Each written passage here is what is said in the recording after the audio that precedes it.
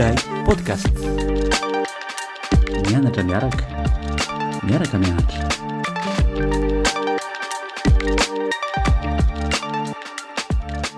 Miaraba antsika rehetra indray tonga soa eto amin'ny ilay podcast. Miaraba ihany koa ny Marina. Miaraba ny mpanaraka rehetra fa ny miaraba ny sambatra sy faly tafiaraka aminao indray amin'ity fandarana ity. Androantsika dia hiavaka kely sady miova kely amin'ny mahazatra satria iresaka momba ohabolana isika ilay manao hoe ranona hono ny kibo mivezivezy ny fanahy. Marina izany sambatra. Tsara ny mampatsiahy fa izahay eto amin'ilay podcast dia manana targetra ny ampafantatra sy ampiroborobo ny amin'ny mahamalagasy ary izany indrindra no ny safidiananay ny amakafaka ny ohabolana amin'ity androany ity, ny ohabolana izay raisinay tena hoarena mihitsy amin'ny kolotsain'ny malagasy dia ho ataonay fomba fanao izy ity ary régulièrement zany dia isafidy ny amelabelatra ny momba ny ohabolana anankiray izahay. Anio moa zany dia izay hoe ranona ny kibo mivezivezy ny fanahy izay no hiarahana ifampiresahana eto androany. Marina izany. Ranona tokoa mantsy ny kibo mivezivezy ny fanahy. Inona no tiana ambara ao anatin'izay ohabolana izay? Ohabolana izay fa tsy zoviana amin'ny rehetra izy ity. Matetika moa isika izamanokana dia anisany tratran'izay miteny zavatra tsy tena mandalina fa natao ohatrany hoe mahazatra fotsiny ilay izy fa rehefa manjery ianao dia tena any ambadika iny misy zavatra manandanja tokoa ary rehefa napakafaka ny momba ny ohabolana mametraka contexte kely zany isika ny ohabolana dia nataon'ny Ntaolo taloha ampitana fampianarana, ampitana lalam-pitondratena mihitsy angamba no afaka ilazana azy. Izy io dia fomba fiteny fohy, fomba fiteny mafonja tamin'ny fandinihan'izy ireo ny fiainana hita maso sy reny ny sofina teo amin'ny andavanandrom-piainana. Rehefa nandinika izy ireo dia namey sy ny sintona atao hoe lesona ve zany no azo ilazana anazy dia ireny no niteraka ny ohabolana. Izany hoe ampitana hafatra mafonja anomezana torolalana na fitsipika entina miaina eo anivon'ny fiarahamonina malagasy no antony tena antom-pisiany ny ohabolana. Mino aho fa maro amintsika no efa natsikaritra fa ireny ohabolana ireny dia hitoerana zavatra maro mafonja tokoa, ao ny anatra, ao ny fampirisihana, ao ihany koa indraindray ny heso fa ireo rehetra ireo zany dia azo lazaina araka ny efa noteneniko teo hoe tahaka ny hoe fehezan-dalàna mihitsy ho amin'ny fitondratena, code de conduite angamba ny afaka ilazako an'izany dia zay zany no ny safidinay indrindra ny iresaka ny amin'ny ohabolana en général. Miverina kely amin'ny resaka teo amin'izay sambatra hoe ranona ny kibo mivezivezy ny fanahy. Ny sakafo dia anisan'ny filana fototra amin'ny maha-olombelona. Rehefa io ny tsy tomombana dia miteraka zavatra maro ao amin'ny vatan'ny olombelona. Raha ny vatana no resahana dia misy fomba fisehony izy io, misy fiatraikany. Mety hoe arerahana zany, mety hoe maloloy, aretin'andoha, fanentenan'ny kibo ary miteraka fahalemena amin'ny akapobeany. Maro ny fikarohana ara-tsiansa izay efa nanapirofo mihitsy fa ny fanahy amam-batana sy ny sain'ny olombelona dia mila sakafo ary rehefa tsy mahazo izay izy dia ilay ati-doha mihitsy zany izay mibaiko sy mandidy ny amin'ny vatan'ny olombelona rehetra no tsy manao, tsy mahavita ny asany ara-dalàna intsony. Tahaka ny hoe tsy ampy ny solika na tsy ampy ny angovo zany ahafahany manao izay anjara asany izay dia misy fiantraikany mihitsy izay amin'ny taovan'olombelona, amin'ny vatan'olombelona. Ny zavatra anankiray izay tena goavana indrindra ihany koa dia ny tsy fahampian'ny otrikaina ilaina dia mety miteraka mihitsy moa zany fahatarana amin'ny fitomboana amin'ny fitombon'ny ankizy amin'ny fitombon'ny olon-dehibe zany sy ny fivoarana ara-tsaina ny fivoarana ara-batana zany hoe lasa mety misy fahasembanana mihitsy ary ny zaza ny olona moa zany satria ny zaza miamitombo dia lasa lehibe rehefa tsy ampy io otrikaina takin'ny vatana amin'ny fitombona ara-dalàna io. Ny zavatra fahatelo izay tena manana an'izay lanjan'izay ihany koa dia ny moranday fa ny fivoaran'ny aretina rehefa marefo ny vatanao rehefa miena ny toe-pahasalamanao dia mora mihitsy ianao andairan'ny aretina. Zany hoe izay zavatra mandalo raha ohatra hoe ny zaza ampy sakafo na ny olona ampy sakafo voansery fotsiny izy any amin'ny olona tsy ampy sakafo izay na zaza tsy ampy sakafo dia mety mitatra satria efa miena ny défense immunitaire mihitsy zany an'ilay ankizy.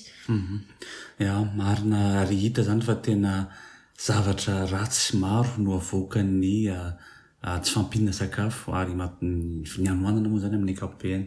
Ny resaka ianao teo ny amin'ny tsy fahatomombanana indrindra amin'ny resaka ara-tsaina mahita ohatra eto ny ankizy amin'izao fotoan'izao izay mandeha mianatra tsy misakafo akory ny maraina ary dia anoana izy ireo zany ary izay anoanan'izay rehefa tonga ny ampianarana izy dia miteraka tsy fifantohana ao ampianarana dia rehefa tsy mifantoka izy ao ampianarana dia lasa bedy zany hoe tsy vitanona zany izy ireo fa mbola bedy ihany koa ary ihany koa tsy tomombana ny zany ny fifantohany ao ampianarana dia zay zany mahatonga ny ankizy zany tsy hoe tsy mahay akory izy fa ilay tsy fifantohany zay dia zarizary zany ny fianarana zay ataony. Zany hoe tsy afaka mifantoka ny ankizy nona tsy manana an'izay fahafahan'izay zany tsy manana kapasité satria ilay anoanana miteraka zavatra ao anatin'ny sainy sy ny vatana. Marina mihitsy zany ary ny zavatra tena mampalahelo ihany koa sambatra manoloana an'izay dia miteraka mbola voka-dratsy ihany koa io amin'ny maha-olombelona azy satria rabedy izy fa hoe tsy mahay ianao dia lasa mety mahatsapy izy mety mampitany tenany amin'ny hafa izy dia mieritreritra izy hoe tena tsy mahay no iretsy dondrina fa tsy mahatakatra an'izany zavatra any nefa tsy dondrina mihitsy izy fa ilay tsy fahampiasakafo no tonga manelingelina sy manimba ny développement ahafahany amin'ny apprentissage zany ny fahafahany mianatra sy mandray sy mahatakatra dia izay zavatra izay nefa tsy raha ankizy ianao tsy mahatakatra an'izany zavatra any fa ny zavatra hitanao dia ny hoe bedy foana ny zavatra hitany ankizy sasany dia ny hoe bedy foana iny any iny fa tsy mahay tsy mianatra dia zavatra miteraka lesoka be mihitsy zany eo anivon'ny fitombona ara-tsaina eo anivon'ny affirmation sy ny estime de soi amina olona anankiray. Miresaka tsika ny ankizy fa mahatsapa hoe na ny olon-dehibe koa ary dia anisany andairan'izany zavatra zany koa. Mieritreritra eto zao hoe raha olon-dehibe ianao misy zanaka velomina any amin'ny asanao ohatra tsy tomombana ny zavatra ataonao satria ianao nona efa mety mahazo remarque ianao any amin'ny mpampiasanao ianao nefany tsy le asa loatra no tsy tena hoe ataonao tsara fa le kapasité anao ihany koa satria nona ianao dia lasa mety hoe manao tsy manao araka ny tokony ho izy. Hitako hoe vesatra ihany koa izay ho an'ny olon-dehibe. Mahita ihany koa hoe vesatra amin'ny ara-tsaina ho an'ny ray aman-dreny ny mbola mieritreritra hoe tokony hamelona ny zanako nefa tsy manana n'izay sakafo tokony hamelomana anazy zay. Zany hoe akoatra n'ilay tsy fahampian'ilay sakafo zany ao anatin'ny sain'ilay ray aman-dreny mbola misy hoe tsy mahafeno ny fepetra takiana amiko tsy mahavita ny andraikitra amin'ny maray aman-dreny mpamelona sy tokony hanome sakafo an'ny zanako. Izay zavatra izay angamba dia hitako hoe sarotra mihitsy no manaiky sy ny migery an'izany amin'ny maha-olombelona hoe mijery ny zanaka ao ianao dia ohatra hoe mandro fotsy, ohatra hoe nanitenenana fotsiny ara hoe tsisy sakafo tsika androany raka izy hitako hoe zavatra tena mandratra fosy fanahy mihitsy zany zavatra izany. Ka tsara fatarina mihitsy zany ireo fiatraikan'ny hanoanana ireo ary ireo zavatra rehetra ireo dia manamarina mihitsy hoe rehefa nona mikibo mivezivezy ny fanahy. Misy fiatraikany ihany koa izy io amin'ny lafiny hafa indray ataontsika angamba hoe ara-panavy izay sa ara-tsaina ihany koa zany mifampitohy izy roa ireo koa satria tsy maharo-toerana intsony zany ny saina fa lasa misavorivory sy misaritaka dia mifanjevy ny eritreritra dia noho izany lasa tsy maharo-poditra intsony ihany koa ny fandraisana fanapahan-kevitra izany hoe betsaka ny zavatra lasa mitsimbadika ao anatintsika ao. Rehefa ny hanoanana mantsy no mibaiko dia tsy lahara-pahamehana intsony ohatra hoe ny tanjona. Raha nanana tanjona ianao taloha ohatra hoe mianatra tena te hianatra aloha izao, rehefa nona ianao ao anatin'io fianarana io dia lasa atao mieritreritra ianao hoe tena aleo hiasa satria mila misakafo dia lasa atao hoe navela ilay tanjona fa lasa ny hameno an'izay filana fototra azy ny isakafoanan'izay no lasa mibahana dia betsaka mihitsy ny olombelona na tanora moa zany na efa lehibe lasa tsy mametraka an'izay ho lahara-pahamehana intsony amin'ny fiainany. Ohatra hoe ny tanjona, ohatra hoe ny fahasalamana ihany koa, ny fahasalaman'ny vatana sy ny saina. Raha ohatra hoe olona zao manana manana salle de sport anaovako entretien ny vatako dia lasa hoe tsy important intsony zany, efa zavatra tsy important intsony zany fa aleo iny voly iny anaovako sport iny aleo iny hividanako sakafo. Dia izany hoe ilay fahasalamana zany lasa tsy priorité intsony voahozongozona ihany koa zany ny fahafahana manavaka ny tsara sy ny ratsy rehefa noana ianao satria nanana torolalana zany ohatra ianao napetraka ao hitondranao ny fiainanao taloha dia rehefa noana ianao lasa any aoriana sy to hitsahina mihitsy ary izy ireo ohatra zao no omeko hoe raha olona tsy mba nangalatra izany sy nametraka tamin'ny fiainako hoe za dia olona tsy hangalatra, rehefa tena tonga ny hanoanana dia mety lasa mangalatra ihany satria mila misakafo na mila mampisakafo ny vady aman-janako. Ohatra koa hoe lasa mivaro-tena nefa tsy izay mihitsy ny zavatra tiako nitondrana ny fiainako. Mety lasa koa hoe misy loky na manararoatra olona satria mila mahita an'izay filan'izay, mila mahita an'izay sakafo izay. Izany hoe ny hanoanana zany dia misy fiatraikany hatrany amin'izany mihitsy ary tsara ho fantatritsika mihitsy zany, tsika tsirairay avy zany.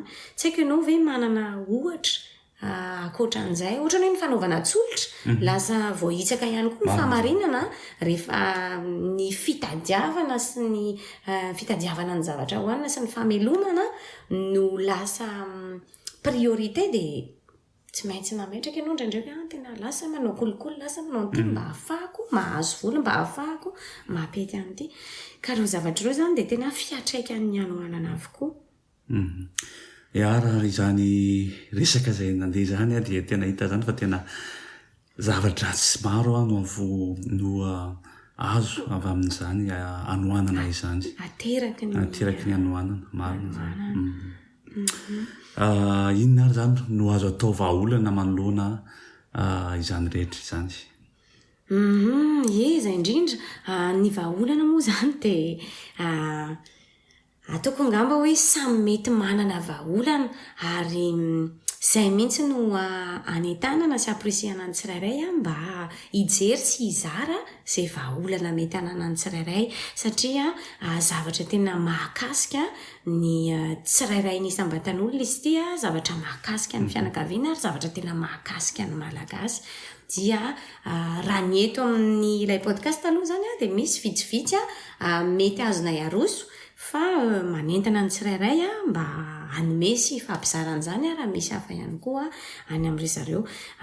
Meko anao ny fitenenana aloha samatra manoloana ny vahaolana izay hitanao. Anisan'ny fanambana ataon'ny ONU ao anatin'ny programanasany 17 ao amin'ny objectif de développement durable ny anafoana ny anoanana amin'ny taona 2030. Fanamby lehibe tokoa zany ary ny iritsika zany dia amin'ny taona 2030 dia tsisy anoanana intsony efa antomotra ihany zany fotoana zany satria afaka 7 taona zany dia tsy haina hotratra izay tanjon'izay aloha fa dia zava-dehibe zany ny anafoanana ny anoanana.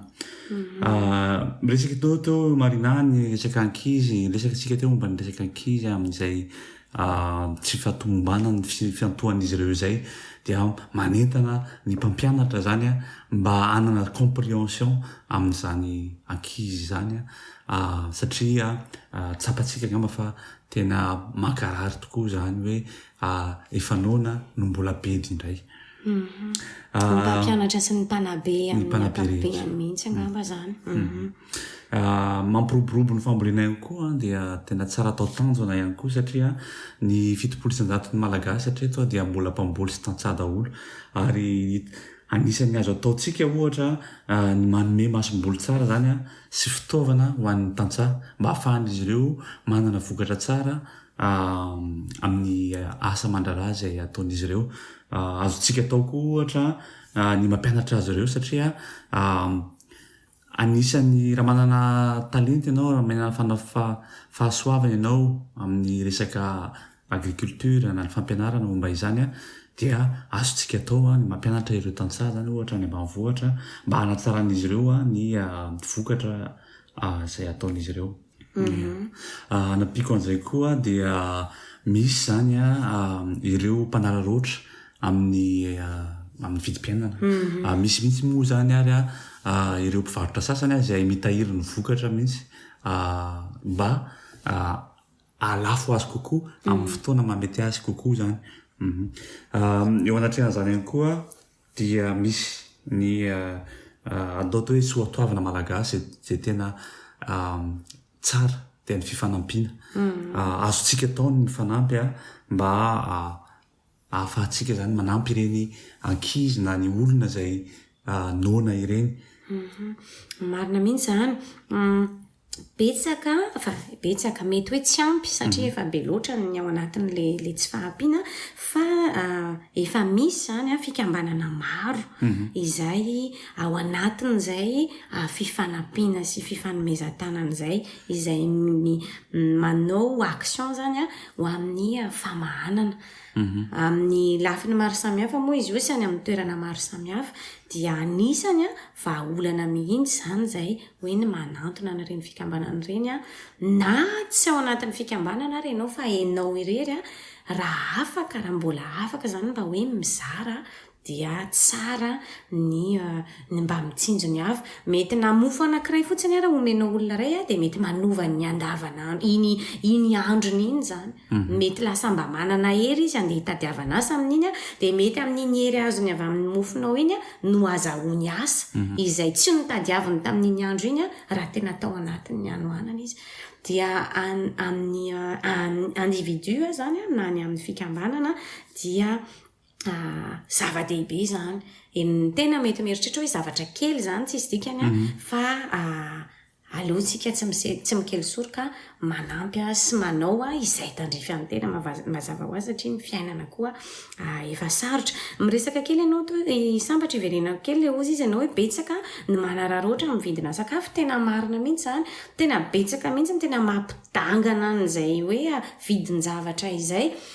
Anisany fiatraikany anohanana koa zay foana zany a manafoana moa zany a ny fitsinjovana ny hafa ary mampirongatra ny fitiavatena satria rehefa atao anatin'ny tsy fisiny ianao a de lasa teanao reserve ianao amin'ny tenanao de lasa manararoatra ianao amin'ny hafa hoe sitrany ay azo an'ity nefa zay zavatra zay zany a de mifanohitra tanteraka tamin'ny soatoavana sy ny kolotsaina ny resanao teo a de ny amin'ny fihavanana malagasy hoe tsy misy manana ny ampy a fa sambatra zay mifanampy dia tena tsara zany a ny fiarahantsika malagasy rehetra miara-miasa mba hamerenana an'izay mba handringanana zany ny anohanana mihitsy eo anivon'ny mety hoe quartier-anao zany a fa mety raha samy mitondra ny anjara birikiny a mety vitantsika ihany a no manafoana an'izay eo anivon'ny firenena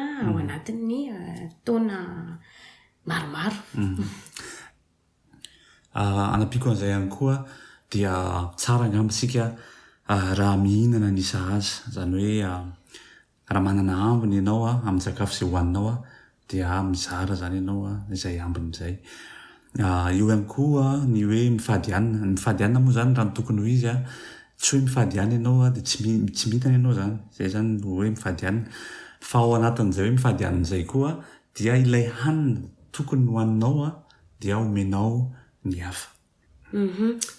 Zany hoe fomba anankiray mety entina maneho fanampiana ihany koa io ary mety mbola tsy fanao loatra ve io amin'ny malagasy fa any amin'ny firenena hafa tena betsaka mihitsy manao an'io fifadikanana resanao io sambatra araka ny teneninao teo hoe tsy hoe mifady fotsiny fa iny tokony ho iny zaraiko amin'ny hafa dia le nyresaka koa ianao teo le hoe mihinana an'izay sahaza betsaka ary tena maro ny olona izay manana fahafahana tena hoe mihinana betsaka ary ao anatiny ary ny tena hoe manary sakafo mihitsy de tena manentana mihitsy zany ny mba hoe na metsena ary ianao de zay mba tokony sahaza ho anao na raha metsena mihoatra ianao de mba afaka omena ny sasany satria ianao zany efa mba hoe manana ny ampy le gaspillage mihitsy zany indrindra ty amin'ny firenena iainantsika ty ny tany mandroso de tena ahitana mihitsy hoe sakafo very nefa na aty ary de misy ny olona tsy ampy sakafo sy tsy mihinana.